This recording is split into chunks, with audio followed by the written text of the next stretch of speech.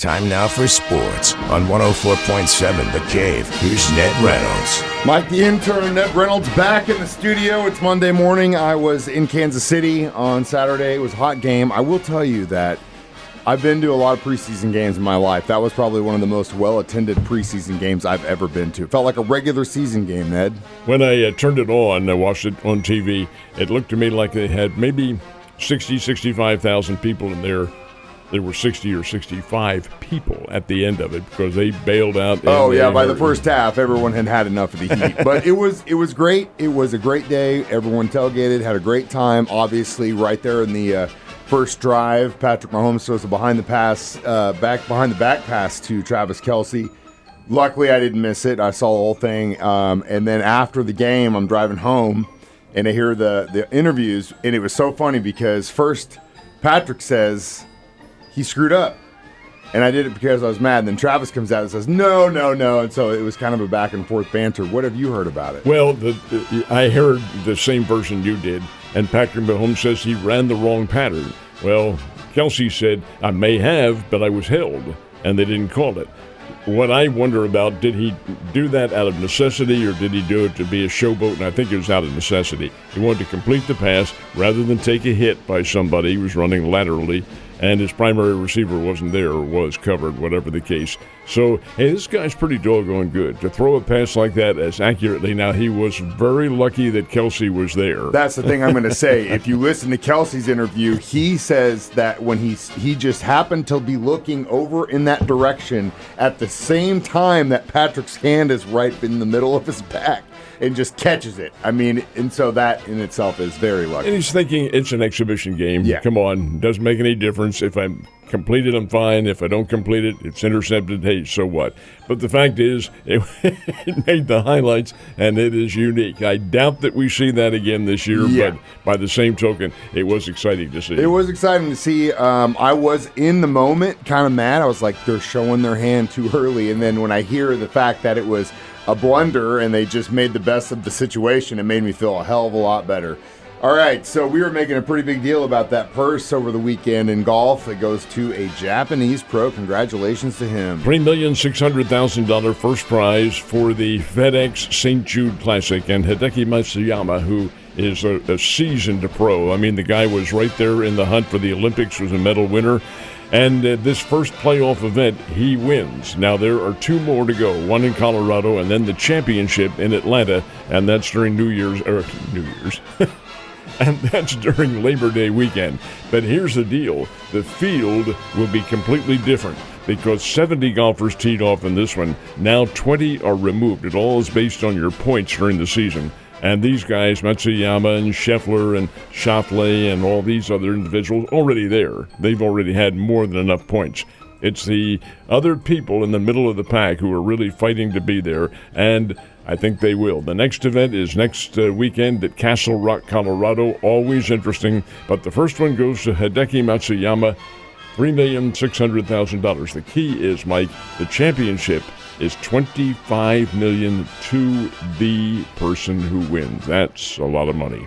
It is a lot of money. And a lot of money got won in Michigan. Were there any fights at the end of this race this time? The only fight was with the people who stopped it because it wasn't completed. They got through the first of the stages that they have in this, and then it just rained and came down, and NASCAR finally said, okay, hey, look, enough's enough. We'll postpone. We'll start from this point tomorrow, meaning today, this morning at 10 o'clock up at Cambridge Junction, Michigan. And that's the Michigan 400, the Firekeepers Casino 400 is what they're calling it. And it's a big race, another in the points gathering for the NASCAR playoffs. So, yeah, there's very much involved in these races. It isn't just the prize money and all that. It's a place in the playoffs, so they will continue it this morning. So the Cardinals are kind of in a slump right now, wouldn't you say? This is a season-long slump. Yeah. They just aren't playing very well at all. They can't hit. Had 6 hits yesterday. Had many opportunities to beat the Dodgers, who aren't playing great shakes themselves. And Los Angeles wins 2-1, takes 2 out of 3. And the Cardinals are 11 games out of first place with 38 to play. Mike, that's a gargantuan challenge. But even more than that, they're slipping in the wild card hunt as well. Next up for the Cardinals will be 3 games with the Milwaukee Brewers in St. Louis. Now, this is how far behind the Cardinals are. If St. Louis is lucky enough to sweep the Brewers in 3 games, they'd still be 8 games out. If they lose 3 games, oh my, they're way out of contention. They probably are anyway right now. But the fact is that the Cardinals just can't seem to get a rhythm going. Sonny Gray pitched particularly well. He was all right, stopped the Dodgers yesterday, but you know who hit a home run, don't you? Shohei Ohtani, and that's number 40 for him. They lined one into the seats. And the rest of the Dodgers offense really isn't particularly good because they're all injured. But they're good enough to win, and the Cardinals are not good enough to win. So a tough 2-1 loss, take today off, and then the Brewers come in for 3. Got to win that series. Royals making it look easy in Cincinnati, man. Swept them. Swept the Reds, and I think I may have to be corrected on this, but I think the final total margin was 28-3 in the 3 games. Yeah, I mean, and it's crazy because the Twins series before that, man, I was like, and then they go into Cincinnati and just destroy it. So they still are in the hunt for a wild card. Oh, heavens, yes. They're very much in the hunt for one. As a matter of fact, they're on the cusp, and they keep on winning. Hey, they're pretty good. They have the Angels in Kansas City tonight. But Vinny Pasquantino had 2 for 4 and 3 RBIs, and boy, the Royals just chipped in. It was an 8-1 victory over Cincinnati, and the Reds, who had just gotten through sweeping the Cardinals, making it look easy, swept themselves. Yeah. And here the Royals go in there and just stymie them, completely put their thumb on this attack they had, and hey, just beat them royally. Kansas City's really good. They really are. Now, what are they, 14 games over 500? I'm not sure what they are in the standings at the moment, but they are playing very well. You're right. Now, the Springbirds, they're playing well, got a 12-8 win over the Frisco Rough Riders yesterday and are doing very well. Springfield, get this one, 7-7 game in the 9th inning. Springfield scores 5 runs, takes a 12-8 win. These guys are really hitting the ball, and they're coming home starting tomorrow night. Play the Tulsa Drillers here in town at Hammons Field. That will be a lot of fun. Yeah, it will be. So Cardinals fans, don't freak out. Don't be just giving up on the season just yet. Come to the Springfield Cardinals games because those guys are actually pretty They damn are good. in the playoffs. And that actually should make you feel good, at least about the future. Also, I know today is an important day because Ned brought his big old dusty book of facts in. What happened on August 19th, sir? 73 years ago today, Sportsman's Park, St. Louis, later renamed Busch Stadium, Grand and Doty are in Springfield. The St. Louis Browns are playing there then. Doubleheader with the Detroit Tigers, the 2 worst teams in the American League. 2 worst. Doubleheader game, August 19th, 1951. Bill Veeck, who owns the St. Louis Browns, said, what am I going to do? I've got to get some people in the stadium here. Nobody's going to these games. So he took out an ad in the newspapers and told the fans in St. Louis that if they came to that doubleheader, they would see something they have never seen before in a major league game. Well, it worked. Fans, of course, read the newspapers back then. They wanted to see something. 18,000 showed up for the doubleheader. First game, routine.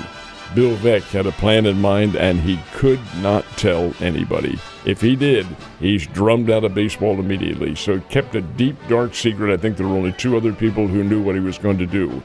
He went to Chicago, looked at the actors roster down there for all of them, and found a 3'7" actor by the name of Eddie Gaedel.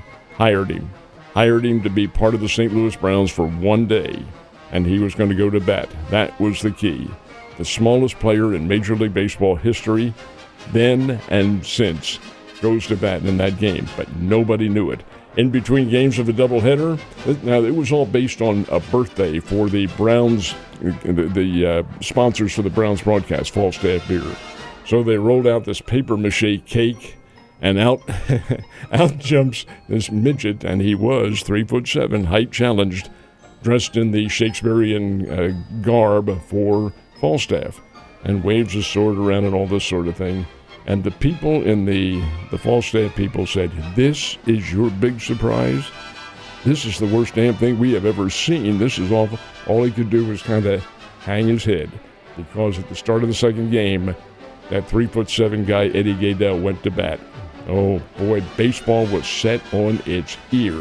All the photographers from St. Louis, except one, had left. They thought, this is it. This is a waste of time. What are we going to see this for?